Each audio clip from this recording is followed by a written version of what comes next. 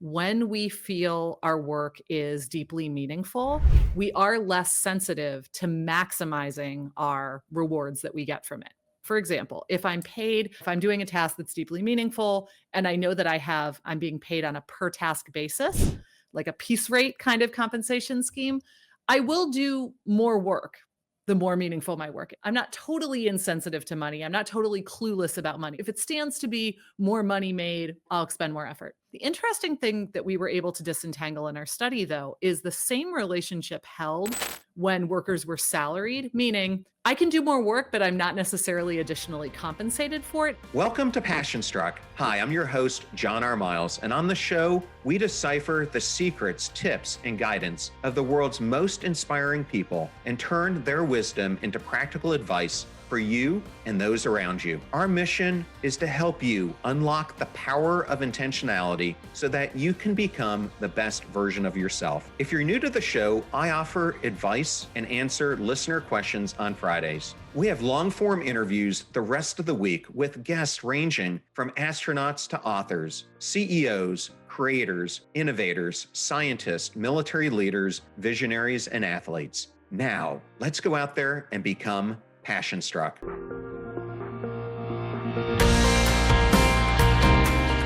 I am so excited today to welcome Christopher Wong Michaelson and Jennifer Tosti-Kharas. Welcome to Passion Struck. Thank you so much for having us, John. Thank you, John. So it's always so interesting for me when I have multiple authors on the show of how you came to know each other and why this topic. So I thought to start out with, I'd ask you if you could tell us a little bit about your individual backgrounds and how each of you came to explore the purpose of work. John, I'll start. I'm a philosopher, and when I decided I wanted to go to graduate school in philosophy, I of course wanted to ask the ultimate philosophical question: what's the meaning of life? And unfortunately, I found that most graduate students in philosophy are asking much smaller questions than that, because of course it's a huge question. I just thought 5 years of grad school, I'd figure it out. And it turned out that I was wrong. And I decided during that period that I wanted to keep asking the big questions. I wanted to make a real difference in the world with big questions like that. And that probably wasn't going to happen as a philosophy professor. And so naturally, as other philosophers do, I went into management consulting. So I'm half joking, but I went into management consulting in order to help try and make the world a better place through more ethical business practice. My area of specialty in philosophy was ethics. And so I really did work in a global management consulting firm based in New York City. And that's what I was doing on 9/11/2001. I was living and working in New York, but that day I was actually traveling in Washington, D.C. And of course, 9/11 was a seminal moment in history for our country, for our world, but of course for anybody who was affected by the tragedy that day. And a lot of people reconsidered, what is the meaning of my work after 9/11? And that's when I started transitioning toward an academic career away from a consulting career, and really thinking about that as a potential research question. What is the meaning of work? Which is pretty closely related to the question of what is the meaning of life. And so my path was eerily similar, actually, to Christopher's. So I was also living and working as a management consultant, different firm, different specialty area. But when 9/11 happened, I was fresh out of college, first job out of college, living in New York City for about a year. And 9/11 happened. And that really, to me, also made me consider, what am I doing for a living and why? And we saw this really echo in the wake of 9/11 and also in the wake of the COVID pandemic. We called it the Great Resignation because so many people decided they were unhappy with their jobs and ended up leaving. So that's what I did. I ended up asking myself that big question, realizing that I wanted to completely change careers and go to graduate school to get my PhD, to be a management professor one day, which I am now. And it's a question, right? Would I have come to that realization eventually anyway? It's so interesting to think about all these like sliding door moments and what could have been. But that's where I met Christopher. So I was a PhD student at NYU working with one of the big figures in the field of meaningful work and the meaning of work, Amy Resnesky. She's now at Wharton, but she organizes a small conference for researchers who study the meaning of work. And that's where I met Christopher. So he was also at NYU. He still is on the faculty there for business ethics, in addition to his full time gig in Minneapolis. But we met at this conference for researchers on meaningful work. We realized we were both at NYU at the time. And we subsequently started a research partnership where, among other things, we studied the portraits of grief that were written post 9/11 as remembrances of the victims. And we started to ask this question of what was the meaning of their work, not through their own eyes, but through the eyes of those who knew them best within the scope of their tragically completed lives. How did people account for all that time that their loved ones spent away from them at work? What did that mean? And the portraits are such a brilliant, that was, I can say they're a brilliant lens in, because it was Christopher's idea, but I recognized a brilliant idea when I saw it. And we published several papers on that and also write about that study in the book. No, it's great. And I'm not sure if you know my background, but when I got out of the military, I also started at a management consulting firm, Booz Allen. Oh, We all he's have a cover- PwC, you're Booz Allen, he's PwC, and I'm Accenture. We've got We him got it covered. pretty almost. covered. Well, I left Booz Allen to go to Accenture, so I've got that covered as well. Awesome. One thing that you can relate to then is that there's a lot of meaningful work done in firms like that. There's a lot of important work done in firms like that. But people work really hard and they sacrifice a lot to do that work. And sometimes it becomes all consuming. And we brought that perspective of, was that what we wanted to do for the rest of our working lives? Was making partner and getting that corner office really the end all and be all for us, for anyone? And that kind of helped to inform our perspective on our work together. Well, I've got another scenario for you, because I was with Arthur Andersen Business Consulting, and I had just been told I was going through the partner process. I'm literally in it for 90 days. I'm based in Houston, and Enron hit. So all of a sudden, all this stuff that I had worked so many years for all disappeared before my eyes. And I, like many of the people, I could have gone to Protiviti or KPMG, but I, at that point, it was just so disillusioned with everything that had happened, how it could be taken away in such a short period of time, that I really lost that meaning for me of what made management consulting the path to follow.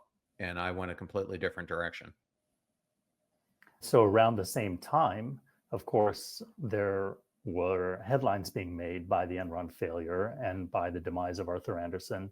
And that was right at the time when I started teaching in a visiting professorship at Wharton in 2002. So a year after 9/11, I'd gone from full-time consulting to full-time academia and part-time consulting. And I was literally teaching the Enron case out of the headlines.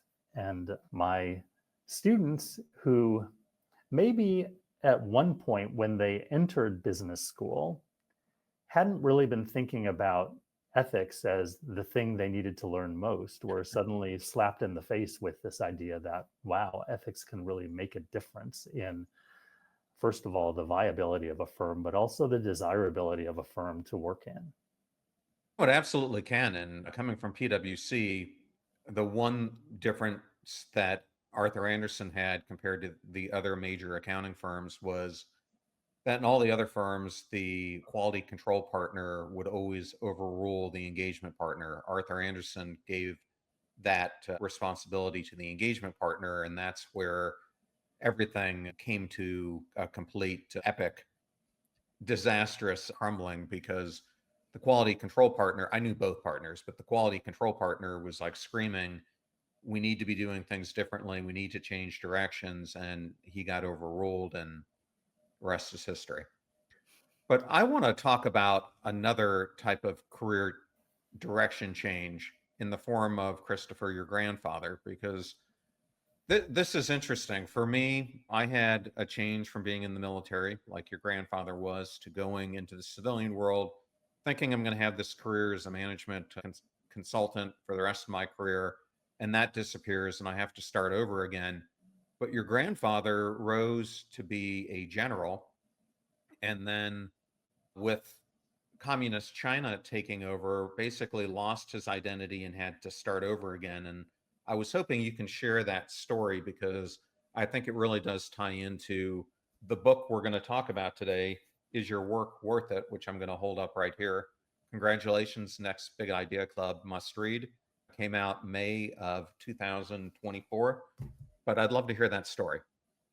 Thank you for bringing up my grandfather and for plugging our book, John. I said a moment ago that 9/11 was one of the forces that led me to think about the meaning of work. But if I think back further, I credit my grandfather with making his entire family, all of his descendants, think about the meaning of our work. As you said, he had a rise in his career and then he had a precipitous fall. And whereas I got to choose after 9/11 whether I wanted to change my career, he didn't really get to choose. It was a choice that was forced upon him.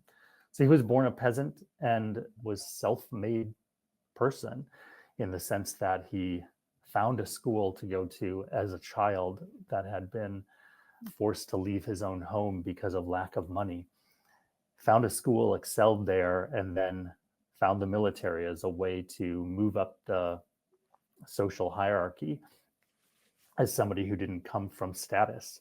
And he excelled there as well.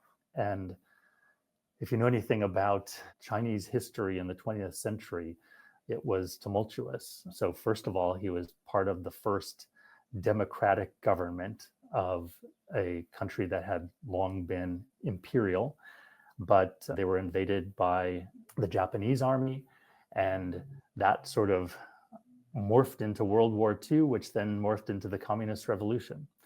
And it was the Communist Revolution that defeated the army that my grandfather rose to promise in, the Nationalist Army. And so he lost his first wife, his first two children. He lost a war, his home, his wealth, his sense of self-worth, and of course, his country, and moved to Brazil to raise his surviving 8 children with his second wife. And starting over in a new country where he didn't speak the language and he had no prospects for a military career, he went into business. And he always taught us that in Confucian teaching, there's a hierarchy of professions. Those that are highest on the hierarchy are those that help other people. So he was proud of his government service in China. He exhorted his sons to become doctors and his daughters to become teachers. So in that way, maybe he was a little bit sexist, but in another way, he was exhorting his daughters in a patriarchal world also to make a contribution through their work. And in fact, my mom became a teacher.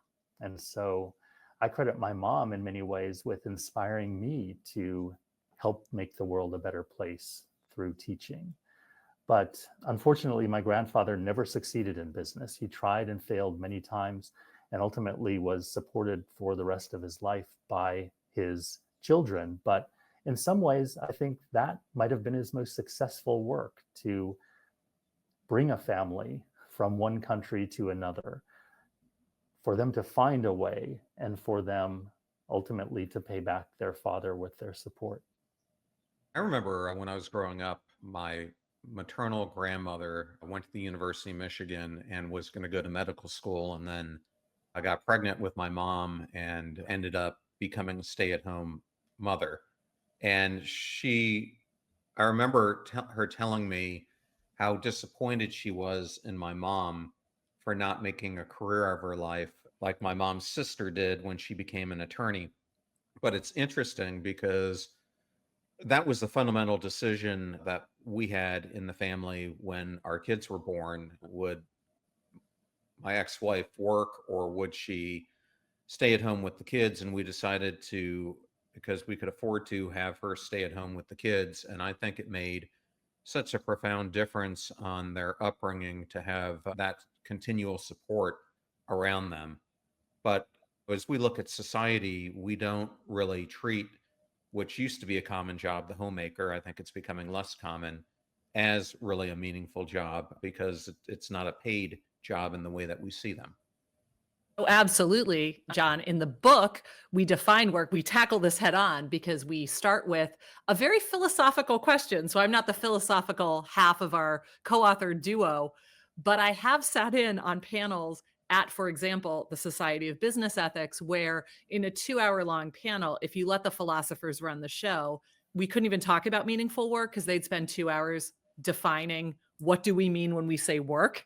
So we wanted to nip that in the bud in the book early on. So we define work as that which has a purpose. There's some point to it. It's effortful. It requires effort. And here's the key one to differentiate housework. It is recognized as work by society. So of course, in certainly our American society, we define work as typically overlapping with paid employment. It's not something that we do for free or necessarily for fun. And that's where I think domestic work really does get left out. It's extremely purposeful, it's extremely effortful. And as anyone who has taken care of a house, especially with little kids in it, knows, but also if you've taken care of maybe an aging parent or a relative or something like that, uncompensated domestic work is a heck of a lot of work. But we don't treat it as such. We don't recognize it as such in society. And the differences in that, was it undervalued precisely because it is women's work and because status was afforded to those who were allowed to work outside the home, and historically that was men. That I think that's part of it, certainly. But we note in the book that when you clean someone else's house or take care of someone else's kids, that's work because you get paid to do it. Same exact tasks, you do them for yourself, are not considered work. And so many working couples do have to negotiate who stays home with the kids when is that. Let me just maybe conclude by saying this is something that I think any working couple with kids can relate to, this question of whose career is going to take the front seat or the back seat. Even if you don't have kids, we're two people with careers and we're in a couple and someone gets a job offer that's going to require a move. Who compromises? Whose career takes the front seat and the back seat, I think is relatable and just as much of an issue today as it ever has been. Christopher, I wanted to turn this over to you. One of the fundamental ideas you have in the book is we only have one life to live, so what are we doing with it? And the book opens up with that powerful question: what makes work worthwhile? And I really thought it was interesting that you profiled a very famous person at the beginning of the book and their work habits. And this person is really interesting because I had another guest on this show. I can't remember if it was Terry Cole or Susan Cain, but one of them lived in the same condominium complex with this individual and talked about, and I'll let you tell the story here in a second, but they would talk about this very famous person and how introspective and reserved they were, but how they would go out of their way for them to help them carry groceries up to their house or other packages or other things. And they just said that they saw a different part of them that we typically saw. But this person lived and breathed through the work that he did. So I was hoping that you could share that story. Well, the person of whom you speak is none other than David Bowie. And Jen and I are both fans of his, as well as our editor, Colleen Lowry, is a big fan of his. So we decided to open the book with his story. And of course, David Bowie had a long and illustrious career, but it was ridden with youthful mistakes. So it sounds like by the time your friend knew him, that he was the mature David Bowie that we remember. And one thing that was so poignant about David Bowie's life was that he was working until the very end of it. So he died tragically at age 69. He knew that he had terminal cancer. And when he knew that, he was actually recording his last album, Black Star. And to choose to spend your last months actually working says something about the relationship to your work, that it actually might be one of the most important contributions of your life. And according to documentaries that have been written about him, of course, he didn't work as hard in those final years. He knew he was sick. He knew he wanted to spend time with his family. And of course, he had to give time to his medical care. But he chose to spend some of that time working and making what some people consider to be his greatest album. And then he released the album on his 69th birthday, 2 or 3 days before he died. And so it stands as one of his legacies, this work of art that, of course, outlives a human being. One other thing that we say about David Bowie is that he was famous for having said when he was a little bit younger, "I'd like to be remembered for having had great haircuts." And that just shows how tremendously funny he was. But what he might not have actually recognized at that point when he said it was that actually a lot of people owe their sense of belonging in this world to David Bowie's crazy gender bending haircuts. A lot of people saw his strangeness as making their own feeling of otherness to belong in a society that was accepting of all this difference. So an amazing legacy from his work. And when I think of actors and actresses, I always think of shapeshifters. And to me, David Bowie is the iconic shapeshifter of music. Man, he changed his identity so many different times. It was uncanny. Yeah, including that last album, which was his first full-length album, jazz collaboration. He was still innovating until the very end. Well, that's one thing I love about Elton John's latest album is that he is still trying to push his comfort zone as well, like David Bowie was with this new album.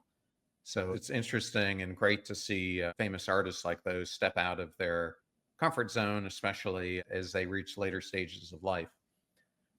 Jen, I'm going to direct this one to you. One of the key things that you guys talk about is the connection between happiness, work, and earning power. And I felt this personally. I had reached the point where I was a senior executive at Dell. I was running all their technology. Earning power was at that point the highest I had ever had it to that point. And I was the most miserable I had ever been in my life. In fact, I was prioritizing work so much because I had this global role. I was traveling a couple weeks per month, catching up when I got home, that everything else in my life got completely out of balance. And I think that this is a common thing that we see happen to many people, not just myself. Why do you think it happens, and how can we navigate this paradox in our own life? So, not only are we often, they say money can't buy happiness. So, up to a certain point, happiness and income co-vary. But the general thinking is that above a certain threshold, more money does not necessarily equal more happiness.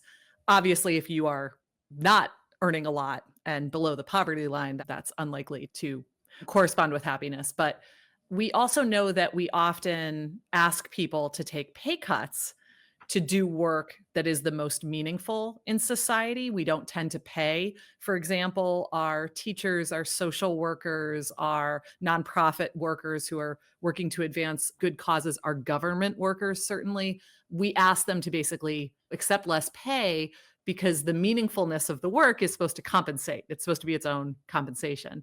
And I've done a little research into this actually myself, so I know the state of the literature and also what I found in my own study.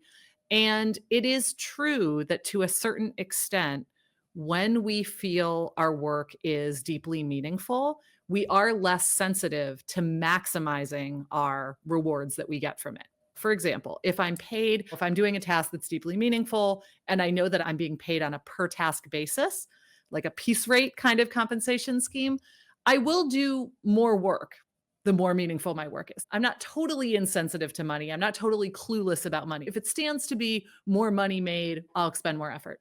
The interesting thing that we were able to disentangle in our study, though, is the same relationship held when workers were salaried, meaning I can do more work, but I'm not necessarily additionally compensated for it. These were mundane, low level tasks, but they were framed as being meaningful to people. I will still, if my work is deeply meaningful to me, work harder, even though I stand to make no additional compensation for it as a result, compared to someone who does not feel the work is as meaningful. So, what that opens up, I mean, I could sense some listeners maybe saying, okay, so the ones who feel their work is deeply meaningful, or maybe a calling is sometimes the language we use. So they work harder, they go above and beyond. What's wrong with that? They sound like great employees. That's true, right? But the issue comes up when are you making bigger and bigger sacrifices or doing more and more for the work, prioritizing the work, maybe over other parts of your life? That could pose its own problems. And also, at what point does the pay rate become unfair? We talk about workers being potentially exploited because they love their work. They're the ones who I'm always going to ask John to go above and beyond because I know his work is really meaningful to him. And at what point is that unfair to John, right? Or maybe not allowing him to earn enough to live on or something like that. And we see that a lot. The stereotype is the starving artist, the starving musician. In the book, we cover some real, okay, David Bowie is not a good example of this, but we cover, for example, a working New York City musician who can't afford to pay rent. He ultimately becomes homeless to pursue his music. Like, at what point are we asking sort of unfair things of people? I think the other side of this equation I want to talk about just briefly is there's another study, not my own, that shows that on the employer side, that people think it's fair to pay people less when they are passionate, specifically that word, passionate about their work, because the passion should substitute for the money. And so again, right, like you can play this out and say, there's other evidence to show that we really love it in the workplace as a manager when people are passionate about their work. We'll give them better performance reviews. We'll want to promote them faster, all this kind of stuff. But then we have this sort of like counterbalancing force that we're like, yeah, but maybe they're okay on the pay side. It's interesting to think how that plays out and how that can relate to putting these people at risk for burnout. So just what you're describing in your own experience about either you're making a lot of money and you hate it, or you love it, but you're getting burned out because you're always being asked to do more work, and you're not additionally compensated. How long can you keep that up? By the way, Yeah. I'll just mention, John, you're not alone in that experience of feeling least happy when your earning power is at its highest. That's actually a global trend in affluent markets, that people often are the least happiest when their earning power peaks. I always say that when I started this podcast, I got this calling to help the lonely, beaten, bored, broken, battered, helpless of the world. And I was wondering who were those people I was called to solve, not realizing until it hit me that I was one of them. And I really felt, although everything on paper looked fantastic, invisible in my own life, because all the connections that mattered started to break down, as well did my mental health, my emotional well-being, my physical health. And so that's why I really talk about it's so important to be intentional about the choices that we make. And so I'm guessing, Jen, you wrote this, but I'm gonna read it because this spoke to me.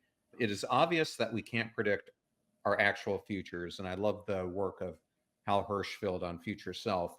But research shows we're equally bad at predicting how we're likely to feel in the future in light of the choices we make now.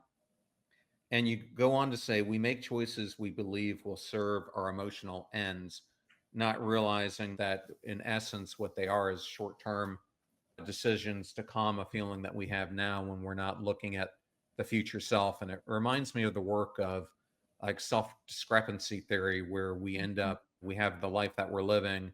So many of us end up living the life we feel we should have instead of pursuing our ideal self, which is really the gap I think that you're describing here. So you two introduced three orientations to work: job, career, and calling. How do those different orientations affect how we perceive the worth of our work? And how do we find balance between them? Because to me, that's what those choices really come down to. So this is not our own original research, but this is based on my advisor at NYU, Amy Resneski, who I mentioned earlier, was really one of the pioneers of bringing this job career calling typology into the mainstream through organizational psychology. And then now there's hopefully our book helps to further the impact that this can have out in among real working people. But in short, we can talk about a job orientation toward work, a career orientation, or a calling orientation. A job orientation is when the primary reward from the work is extrinsic and usually financial rewards. So I'm in it for the money. And interestingly, that can be a path toward finding meaning in life that has nothing to do with work. Going back to if we think about the portraits of grief and the 9/11 victims, we heard about a lot of people who basically worked to live, not lived to work, meaning they were musicians, had deep engagement with their families, they loved to travel, they had things in their life that gave their life meaning. And the work was the means to the end, not the end in and of itself. A career orientation is similar in that it's a means to an end and the primary reward is extrinsic to the work. But here it's less about just making money and more about advancement and recognition within a career track. So, in a typical organization context, this would be you're trying to climb the career ladder, you're trying to get that next promotion and ascend within the corporate hierarchy. More recently, that looks a little different within occupational communities. So, I think about like programmers and coders and the typical like tech worker. They're not necessarily very, research has found, hierarchical or organizationally inclined, but it's more about gaining respect within a peer group, doing work one's proud of. A lot of artists talk in the same way. I just want to do work I can stand behind and that other people think is good rather than I'm trying to climb for that next promotion. But again, the work is a means to an end rather than an end in and of itself. And then where work becomes a meaningful end in and of itself is with a calling orientation. So calling traditionally had religious connotations, so a calling from God or a higher power. But here we mean it in a secular context, but in the same way, in that this is my life's purpose, the work that I do. It's meaningful to me, it's a passion. I spend a lot of time on it, it's central to my identity. And often, not always, but often, and this is a little bit contested within the literature, it makes the world a better place. It helps others and it does good in society. Again, I think our the typical way we tend to talk about these orientations, job, career, and calling. John, your question was about balance. The typical thought is you fit in one bucket or the other. And we have observed that we tend to prioritize or glorify, I guess I would say, romanticize work is a calling. And we say, oh, it's just a job, right? Or it's bad to be overly careerist.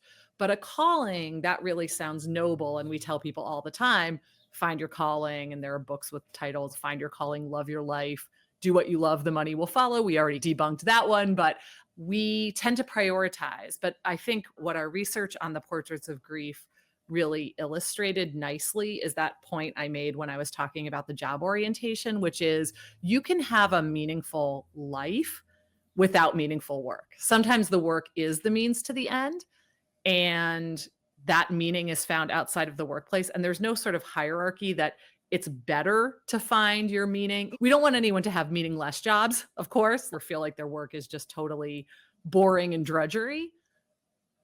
But then it's also okay. And the lives of 9/11 victims were remembered as being really meaningful and noble when they served the end of helping a family, or they served the end of giving that person, fueling that person's passion with their loved ones outside of work.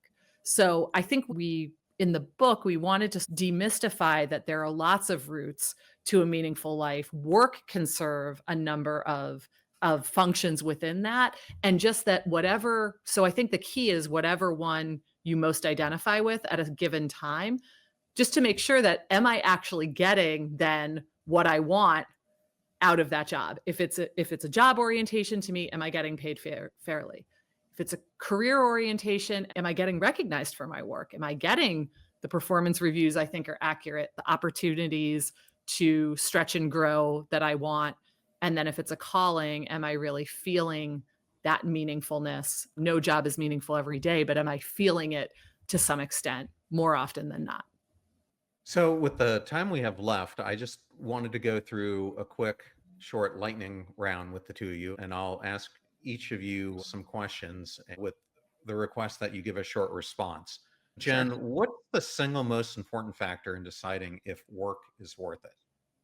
I think you want to think about what you get from your work compared to what you give to your work.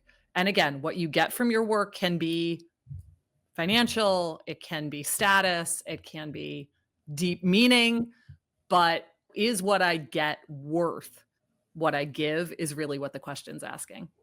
And Christopher, given the name of this podcast is Passion Struck, what's more important in your work, passion or purpose? I'm going to answer that question like a philosopher. I'm going to say, does it have to be one or the other? I think in many ways, passion can deliver purpose. It can give you a sense of purpose.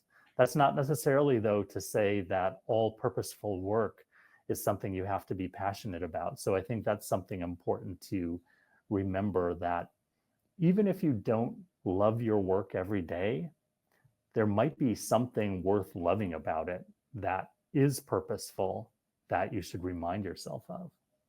And Jen, what's one common myth about finding a fulfilling job?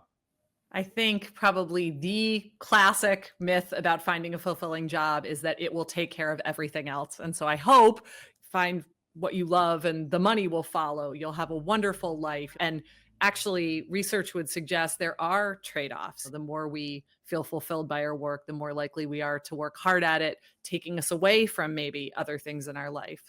The more likely we are to sacrifice pay to do that work, et cetera, et cetera. So I just think that it's this one size fits all route to a perfect life is a huge myth. Okay, and then Christopher, last question is for you. Can a job you don't love still be worth it? Absolutely. I think that a lot of jobs that are worthy are unlovable. Sanitation work, for example, somebody has to do that work. And that's what I mean when I say, look at your work and what's worth loving about it. And even if it's not joyful necessarily to perform it. Also, I think one thing that our current college graduates are under a lot of pressure to do is to find it all in their first job out of college. And we think that it's unrealistic to find work that gives you both love and money in any job, much less your first job out of college. So I would just generally say, be okay with sometimes doing work that's unlovable during your career, as long as it's leading you toward a path where you can have the work that you want and make the contribution you want to make. I'm just tell a quick story. I met a gentleman one time and he talked so passionately about his job and how much he loved it and how he had complete control. He called himself the CEO and he was a sanitation worker and he drove his own truck. But he said, during my day, I controlled my own destiny. I picked what time I wanted to go to work. I picked my route. No one bothered me. I got it done according to my schedule. And he said he loved it. Never had to get out of the truck, never got wet, just did the job and loved it. And performed a useful service. Oh, yeah. Exactly. Where is the best place listeners or viewers can go to find more about each of you? They can go to my website, ChristopherWongMichaelson.com, and they can find out about me and the book. And by the way, me, because I don't have a personal website. So Christopher logs all of our stuff there. But I encourage listeners to follow me on LinkedIn And if you Google my last name, Tosti-Kharas, the good thing about having such a quirky last name is there's only one of me. It's me. If you find hits, that's about me. So that will work. Jen and Christopher, it was such an honor to have both of you, and congratulations on such a great book. Thank you so much for coming. John, thank you so much for having us. It's been a pleasure. Thank you, John. This was fun.